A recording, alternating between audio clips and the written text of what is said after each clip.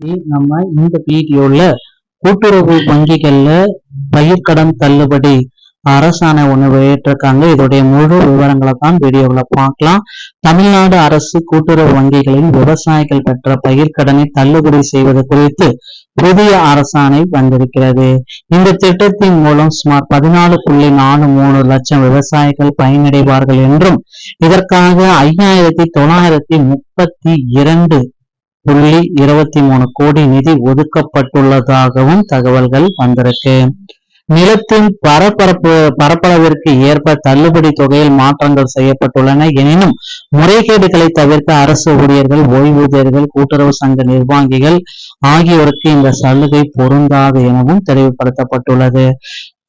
தகுதியுள்ள விவசாயிகள் ஆதார் மற்றும் குடும்ப அட்டை விவரங்களின் அடிப்படையில் இந்த ஜாக்பாட் அறிவிப்பின் பலன்களை பெறலாம். ஒட்டுமொத்தமாக விவசாயிகளின் நிதிச்சுமையை குறைக்கும் நோக்கில் இந்த 3வது கட்ட கடன் தள்ளுபடி அறிவிப்பு வெளியாகி இருக்கிறது.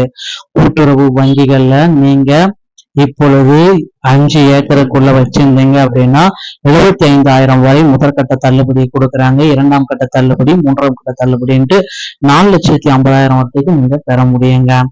தமிழ்நாடு விவசாயிகளுக்கு பயிர்க்கடன் தள்ளுபடி அப்படின்ற அறிவிப்பை முதல்வர் விஜய் அவர்கள் விரைவில் அறிவிக்க இருக்காரு. ஒரு மிகப்பெரிய மாற்றப்பட்ட ஒரு அறிவிப்புங்க. இந்த மாற்றப்பட்ட அறிவிப்புல தமிழக விவசாயிகளுக்கு அடுத்தடுத்து ஒரு சில மகிழ்ச்சியான செய்திகள் அனைத்துமே வர இருக்கிறதாக தகவல்கள் வந்திருக்கு. கண்டிப்பா அந்த மகிழ்ச்சியான செய்திகள் விவசாயிகள் மத்தியில மகிழ்ச்சியை ஏற்படுத்தும் அப்படின்றத எதிர்பார்க்கலாம். கிட்டத்தட்ட தமிழக கூட்டுறவு வங்கிகள்ல விவசாயிகள் வாங்கிய பயிர்க்கடன்கள் முழுமையாக தள்ளுபடி செய்ய அரசு ஒதுக்கியுள்ள மொத்த தொகை 5,932 கோடி. 14.43 லட்சம் பயனாளிகள். இந்த திட்டத்தின் மூலம் தமிழகம் முழுவதும் பயன்பெறும் ஒட்டுமொத்த விவசாயிகளினுடைய எண்ணிக்கை தகுதியான காலகட்டம் அப்படின்னு பாக்குறப்போ 1/5/2025 முதல் 28/2/2026 வரை கூட்டுறவு வங்கிகளில் பெறப்பட்டு நிலுவையில் உள்ள கடன்களுக்கு மட்டுமே இது பொருந்தும்.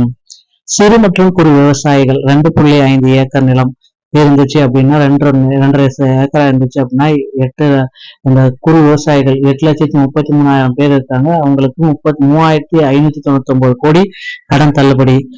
சிறு விவசாயிகள் 5 ஏக்கர் வரை நிலம், இதுல பாத்தீங்கன்னா 5,18,000 சிறு விவசாயிகளுக்கு 1,990 கோடி தள்ளுபடி கடனாக வழங்கிய தள்ளுபடி.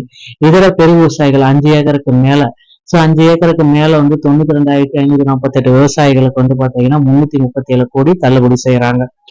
கடன் தள்ளுபடி வரம்பு அப்படின்னு நம்ம பாக்குறப்ப இந்த 100% தள்ளுபடி வரம்பு அப்படின்னு நம்ம பாக்குறப்ப கண்டிப்பா சிறு மற்றும் குறு விவசாயிகளுக்கு 100% தள்ளுபடி அப்படின்றத முதல்வர் விஜய் அவர்கள் 75,000 வரைக்கும் இந்த தள்ளுபடியை கொடுக்கலாம் அப்படின்றத குறிப்பிட்டு சொல்லிட்டாருங்க. அதே பாத்தீங்கன்னா இன்னும் மேல போகுது அப்படின்னா 5 ஏக்கருக்கு மேல போச்சு, இல்ல 75,000 ரூபாய்க்கு மேல கடன் வாங்கினீங்க அப்படின்னா தள்ளுபடியில மீண்டும் மாற்றங்கள் வரும். 35,000 தான் இனிமேல் தள்ளுபடி அப்படின்றதையும் மாற்றி அமைச்சிட்டாங்க. இந்த மாதிரி டேட்டா பேஸ் வச்சுதாங்க தள்ளுபடியவே மாற்றி அமைக்கிறாங்க. அதிகபட்ச தள்ளுபடி 75,000க்கு மேல கடன் வாங்கிப்பட்டவர்களுக்கு 35,000 தான் தள்ளுபடி. தள்ளுபடி பெற தகுதியற்றவர்கள் தயவு செய்து இதை தெரிஞ்சுக்கோங்க. அரசு பணியாளர்கள் மற்றும் ஓய்வூதியர்கள், மத்திய மற்றும் மாநில அரசு பணியாளர்களாக பணிபுற்றும் ஓய்வூதியம் பெறுபவர்களுக்கு வாங்கிய கடன்களுக்கு இந்த தள்ளுபடி பொருந்தாது.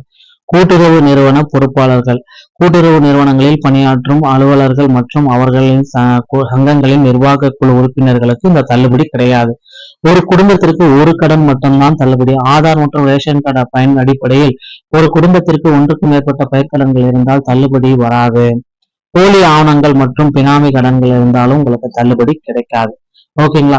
இதை பேஸ் பண்ணிதான் நகர அந்த விவசாய பயிர்க்கடன் தள்ளுபடியை மாற்றங்கள் கொண்டு வரப்படுறாங்க. பொறுத்து நம்ம பார்க்கலாம். 3ஆம் கட்ட பட்டியல் 4 லட்சம் வரை இந்த இடைக்கால பட்ஜெட்ல முதல்வர் விஜய் அவர்கள் அறிவிக்க போறாருங்க. தகவல் உங்களுக்கு பிடிச்சிருந்தா நீங்க நம்முடைய சேனலோட இணைந்திருங்க. நன்றி, வணக்கம்.